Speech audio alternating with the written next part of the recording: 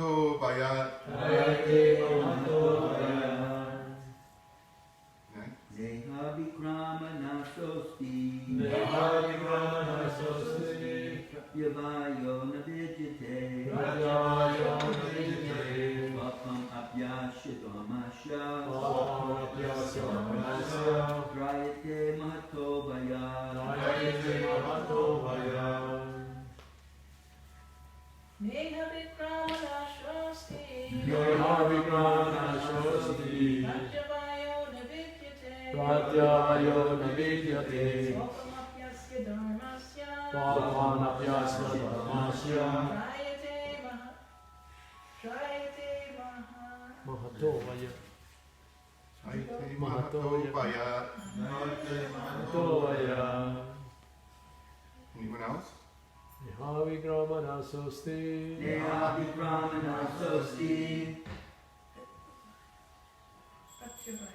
Pratyavayo navidyate Pratyavayo navidyate Alpanapyasya dharmasya Alpanapyasya dharmasya Jayate mahato vaya Jayate mahato vaya.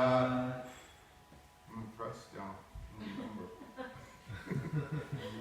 It was, you posted, Yogi. I couldn't figure out, who was it? Was it the devotee sitting down or the one standing up that recited the whole Bhagavad Gita. It was the one standing up who was taking the reward from Bhaktivedanta Maharaj. Wow. He set a record. It's in a Indian record book, and I believe it was then put into the one in England. He recited all 700 shlokas by heart in 73 minutes, right? yes, 73 minutes. Wow. Quite an accomplishment. I'm glad you two can do okay, let's do the word for word. Let's see. Na, No, there is not. there is not. Iha, Iha, in this yoga. in this yoga, Abhikrama, Abhikrama, in endeavoring. In endeavoring, Nashaha, Nasha, loss. loss, Asti, Asti, there is. there is. Pratyavaya, Pratyaya, diminution. diminution, Na, na, never. never. Vidyate, Vidyate, there is. there is. Swalpam, Swalpam, a little. a little. Api, Api, although. although. Asya, Asya, of this. of this. Dharmasya, Dharmasya, occupation. occupation. Trayate, Trayate, releases. releases. Mahata, Mata, from very great. from very great. Bayat, Bayat, danger. danger. Translation. In this endeavor, there is no loss but diminution. And a little advancement on this path can protect one from the most dangerous type of fear. Purport by Srila Prabhupada.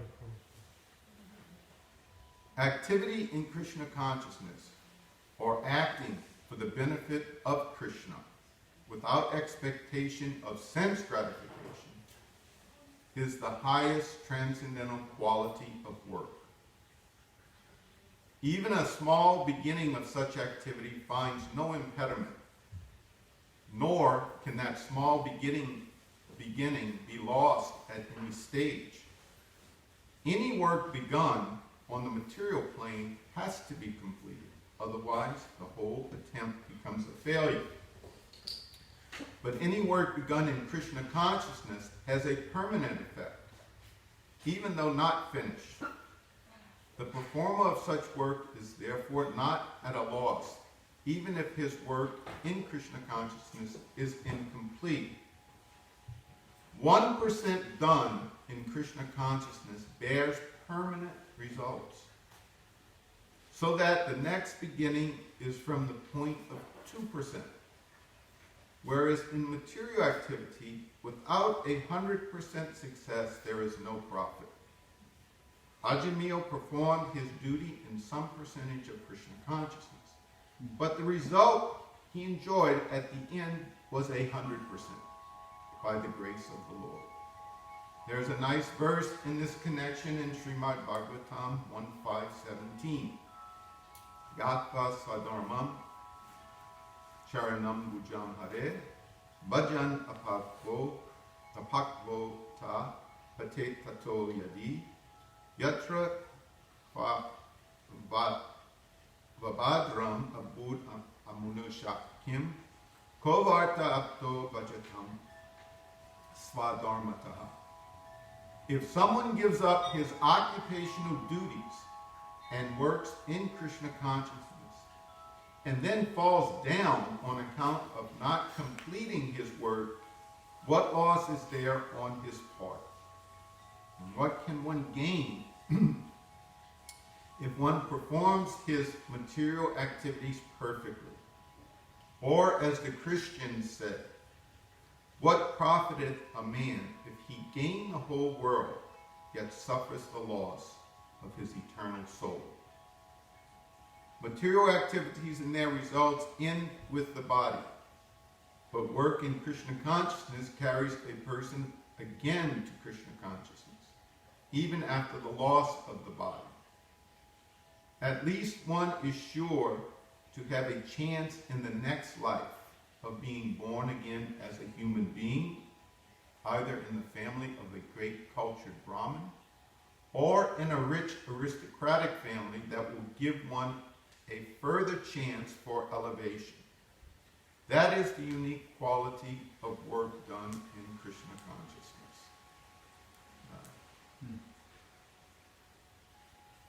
In this endeavor, there is no loss or diminution, and a little advancement on this path can protect one from the most dangerous type of fear.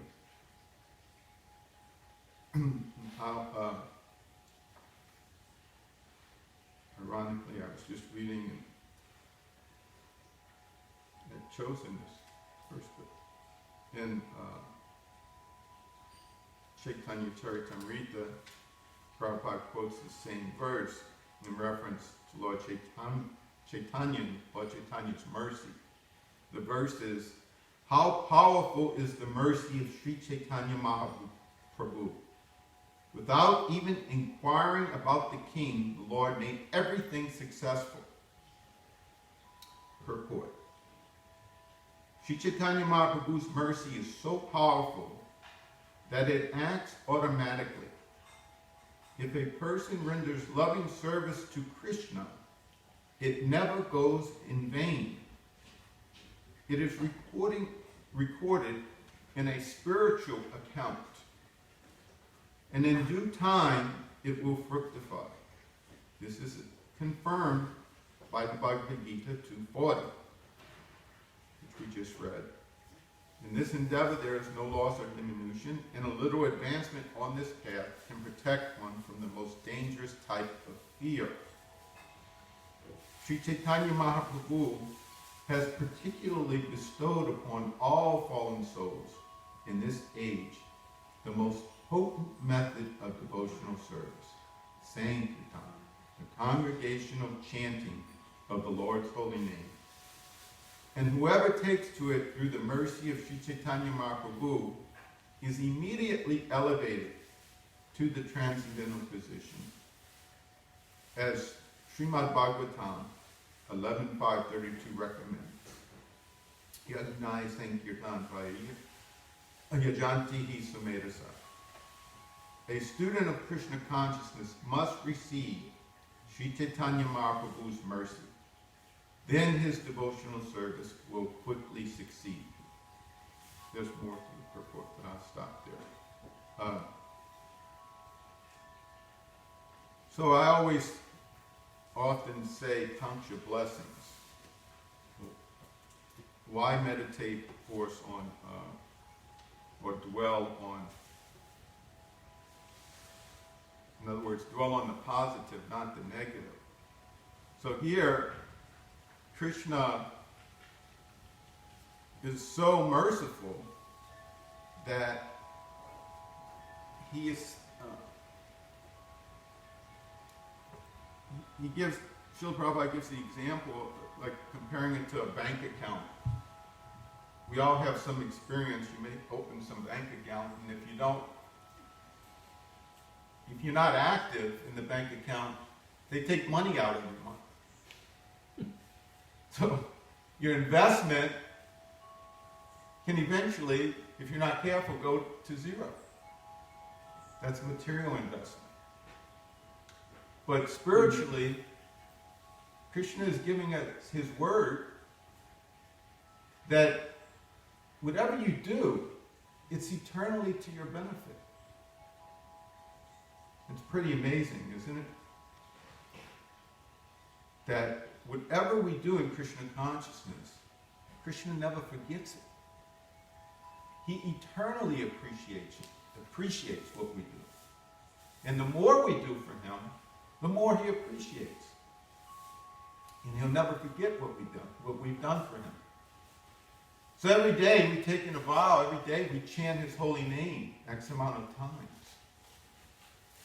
We agree to follow some guidance is set down by Srila Prabhupada to help us in this endeavor to always remember Krishna and never forget him. So it's a good start every morning when we have our morning program, wherever we may be, to rise early, to chant Krishna's holy name, to read from scripture, to glorify the spiritual master with the Gurvastakam prayers. These are all practices that help us in our endeavor to always remember Krishna and never forget him. So we want to continually, every day, put money in that account. It's never lost. It's just like in the material world, they have so much risk in their investments. Krishna's guarantee is this risk. There's no risk. It's there eternally. So why not take advantage?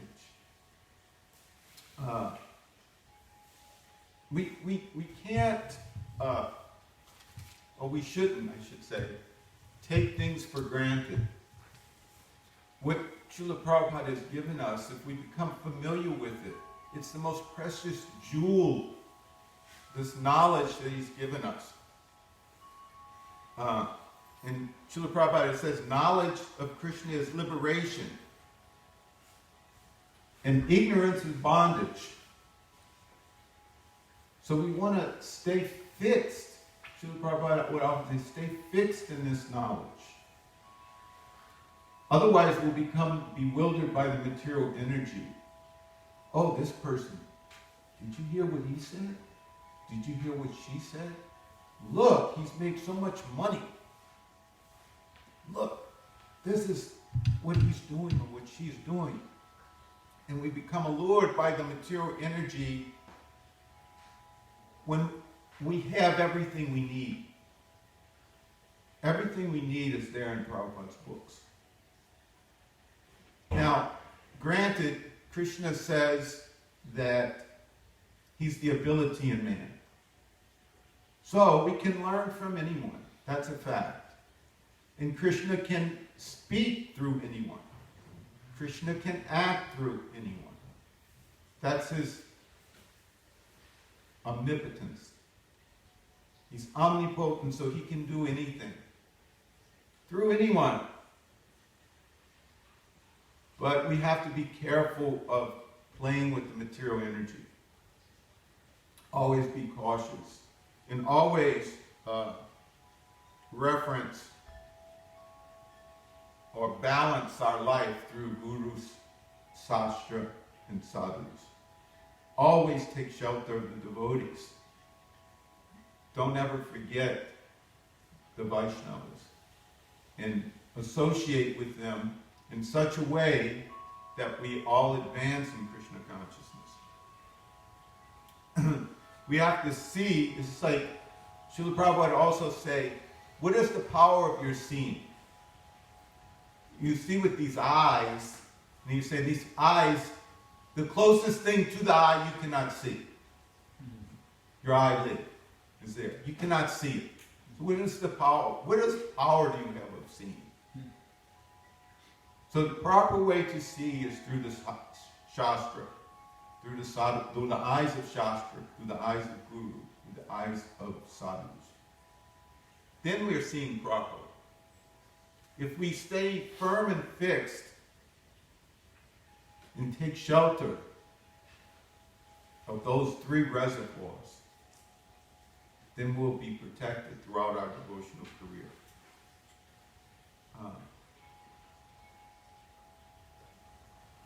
I had quoted this before, Srila Prabhupada. It's another quote from Srila Prabhupada. He says, the greatest contribution to the human society is knowledge. And that knowledge is that we should know God. So, Krishna is there for us. We just have to always remember him and not forget him, and not become swayed by the material energy. The material energy will test us to see how sincere we are. You want Krishna, or you want some sense gratification?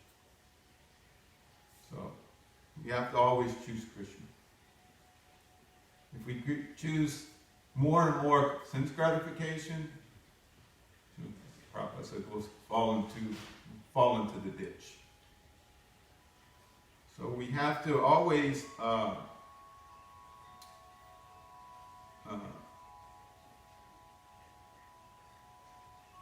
be careful. It's just like Srila Prabhupada gave the example. Still, we're dealing with this pandemic, a disease, something that is affecting all of society. Another quote of Srila Prabhupada, though, is that the causes of sickness is already there. What is that cause?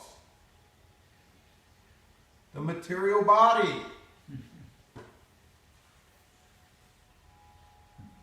Your spiritual body doesn't get sick. It's free from these things. So we should, as devotees, as Vaishnavas, we should know that these material bodies are we have to, as Srila Prabhupada said, we have to make the best deal of a bad bargain. They're a bad bargain. They will eventually wither away.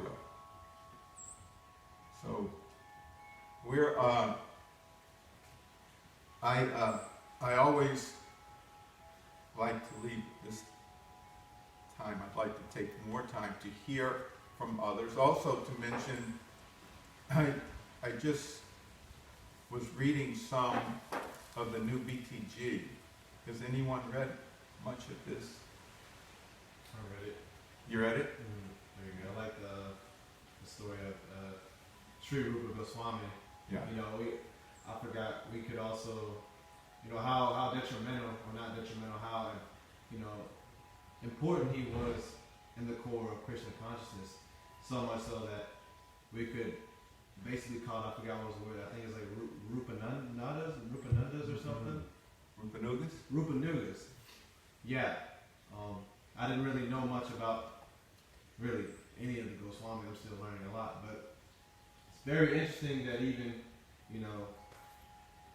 even 500 years ago, how enlightened all these swamis were. You know, there was so many pure devotees in this pastime.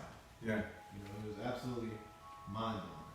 And how him and Sanatana were related. It was the whole story. I enjoyed the whole story. It was great. Yeah, I'm excited to read that. I haven't read that part yet. It's great. I had glanced through and I was reading about Rosa Parks. Mm. Anyone knows who Rosa Parks is? Yes. Anyone? Anna?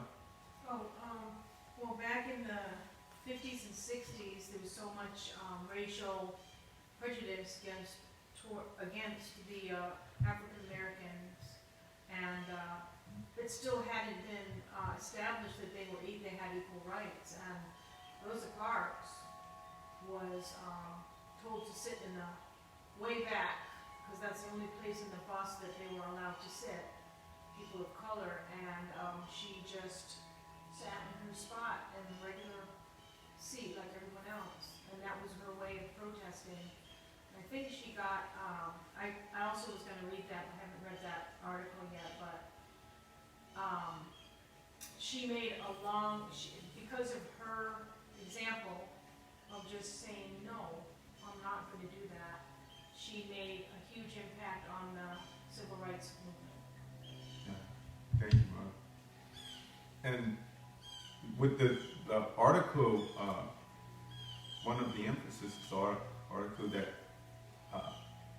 she moved from the South up north to Detroit area, and she was a regular customer at Govinda's restaurant there. Really? Yes. What years was that? Did it say? Yeah, I believe it's. They it's- closed, as far as I know. Yeah, well, she's passed on now too, but she went there for many, many years. And she practiced yoga, but she was a vegetarian for many years. The mother who wrote the article worked there at the time. I believe she lives in Vrindavan now, if I remember correctly.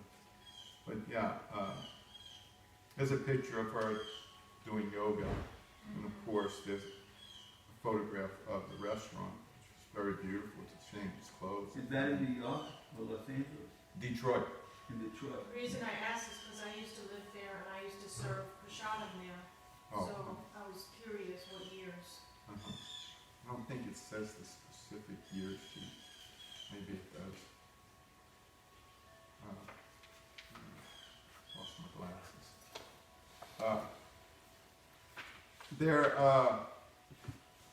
But I always loved, Prabhupada was this, back to Godhead was very dear to Srila Prabhupada. So any of you who don't have a subscription, try to get one because it will please Srila Prabhupada. And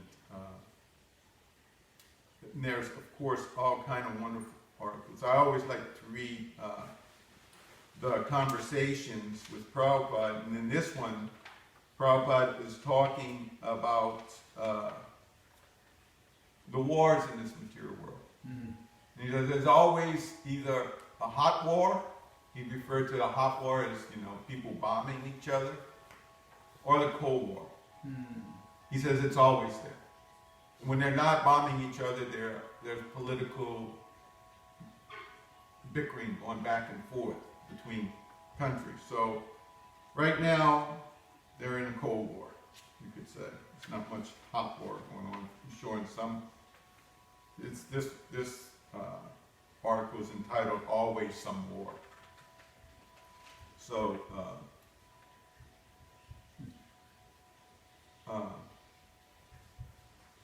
Srila Prabhupada says, yes, always some war, Cold War or hot war, as they say. When there is the fire of physical combat, that is a hot war. And when there are when there are diplomacy and politics, that is a Cold War. So war is going on. Sometimes it is hot, sometimes it is cold. There is no peace. Mm-hmm. So these are all wonderful articles in here, so if you have the time, please read them. Are there any other comment? Yogi Guru. Months before Rosa Parks was taken off the bus, and it became national news. A 15-year-old high school girl did the same thing, and she was arrested and handcuffed and taken off the bus. But it never made national news at that time. Oh wow, so Rosa Parks wasn't the first to protest like She that. wasn't the first. It was actually a 15-year-old high school girl. Was, it was documented that this girl, I forget, I recently read that and I forget her name and everything. It was, she's known about in the civil rights movement. Now they were, and she's still living. There was, I read some little thing on her, and that's where I come to know that historically, before Rosa did it, a high school girl did it. And she was arrested and handcuffed and taken off the bus. Wow. So these are all, we started out about how we can continually, hopefully every day, put money in our bank account. Real money. Real money. The money that doesn't ever go away. That's the money that's the true assets. Step by step, inch by inch, bit by bit, love Krishna more every day. Appreciate Krishna more every day. Realize how we're dependent on Krishna more and more every day. The more we understand our dependence on the Lord, the more we'll be peaceful and happy. Otherwise, there's no peace unless we practice these instructions given to us by the great acharyas. Any more realizations? Yes. Just one more thing I want to input on what I learned from the Back to Godhead magazine, because for like this past week a few weeks ago I learned that Sri Haridas Thakur was actually an incarnation of Lord Brahma. And I was asking my grandma, why did Lord Brahma incarnate as Sri Haridas Thakur? Because I remember reading something about him. There was a reason for it. But anyway, they addressed the reason within the magazine, and it dated back all the way to when Sri Krishna incarnated in Vrindavan, and Lord Brahma actually came and kidnapped the cowherd boys and the calves, and that was when Krishna sort of expanded himself as the four-handed form amongst all the cowherd boys, and it was pure bliss. Anywho, Lord Brahma, after a moment in his time, which was a year, he came back a year, and he was absolutely mind blown at how he saw all these four-handed forms of Lord Vishnu, and he thought how foolish he was to even think he could play a joke like that, and so he began to say his prayers to Lord Krishna and surrender at his lotus feet. And while surrendering, he said basically that all he wanted to do was associate with him and his lotus feet in his pastimes. And so that then Lord Krishna had said that Lord Brahma must learn to be humble and have humility. And so basically fulfilling Lord Brahma's desire, saying, you will incarnate in my pastime, where you will be famous for your humility, so that you will learn to be humble. And that was Lord Haridas Thakur, of course. He was the most humble. I learned how the Muslims or whatever, they took him and went to 22 different villages just lashing at him, completely lashing, and he didn't feel a thing. He was chanting the Lord's holy name, and he didn't feel a thing, and every once in a while he would look up at him and just simply smile. And it was just absolutely amazing just learning that Lord Brahma was here, incarnated, and was just such an empowered individual. I love the whole thing. Right? Isn't it great? All these, it's amazing. Yeah, it's amazing. So wonderful that you're taking shelter of Prabhupada's books. I mean, it's really great. I love reading them. So much of them, you can keep reading and reading and reading. Yeah, so it's ever fresh. And then when you get old, like me, you forget them, and you go, I read that before, but I didn't remember. So any other realization? Yes. That's a question, really. Traditionally, Lord Brahma is not worshipped in this world. Perhaps in his world he is, but on earth he's not worshipped. There are no few temples of Lord Brahma. So I wonder if anyone knows the reason. Remember, there's something he did that was crazy. It has to do with pastimes with Lord Shiva and Lord Vishnu, where Lord Brahma cheated a little bit. Lord Shiva cursed him that he would not be worshipped in this world. Wow. But he's worshipped only in one place in India. I forget the name of it. Which one? Which one? It could be. It could be. There's a Brahma temple in Pushkar. Is that what you're talking about? What Brahma? There's only one place. It may be there. Although I know in Malaysia, in the capital of Kuala Lumpur. I was chanting japa walking around one day, and in this Chinese man's front yard, there was this huge gazebo with this huge murti of Lord Brahma sitting under it. Hmm. So, never can tell, where they may pop up, Any other realizations or something you'd like to share? Vice President Kamala? One more thing about Yes. when Sri Haridaspur was getting lashings through all the villages. I just sort of, I couldn't help but think about the similarities to Jesus Christ. It was he went through all that crazy stuff between the crucifixion and all those whippings. And it's just when I was in Christianity, that's all you know is one empowered individual. You don't really know much of all these people who are powered through God, and it's just through Krishna consciousness where you start to see how Krishna, he doesn't discriminate. He saw all these empowered individuals all for one, one core, for one thing, and that's just to enlighten society. Just whether it be just to simply enlighten society. But that's the little realization I had. Good. Thank you. Thank you for sharing that.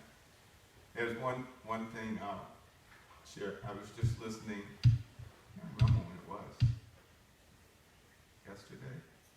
I was listening to a lecture by Prabhupada, and he was describing three things. I think I may have heard this lecture before, but I couldn't recall it. But he was describing three things to be fortunate. And it just struck me as it was so different that I never recall ever hearing it. Because two of them you could kind of take in a negative way, the way he rephrased it. But the first thing he said was, no rascal received or given credit. Okay, to be fortunate, I shouldn't receive a rascal in my home or give any rascal credit. The second one is interesting because we're a farm community. It is, remember, this is the three things to be fortunate. Produce sufficient food grains and nicely store them. And the third thing, think about this one, Yod. No disagreement between a husband and wife. Yeah, how about that one, huh? You just have to learn to submit, that's all. There you go. But I found it interesting. I never recall those things, but probably, okay, if you want to be fortunate, don't receive any rascal or give credit to any rascal. Produce sufficient food grains and store them. And I guess don't disagree with your wife. To rephrase that. Okay. Any other comments, realizations? Otherwise, we can maybe go help Mother Maharani get the feast served up. Johnny. All glories to the Prabhupada. Right. Yeah, there you go.